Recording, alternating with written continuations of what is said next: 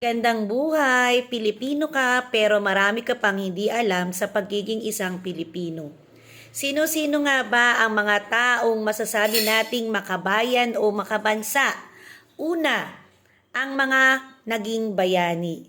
Ang mga bayani natin, sila yung mga Pilipino na nagbuwis ng kanilang buhay para makamit ang kalayaan ng ating bansa.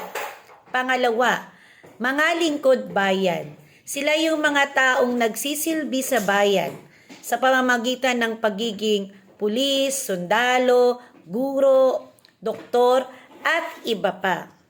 Ang mga ordinaryong tao.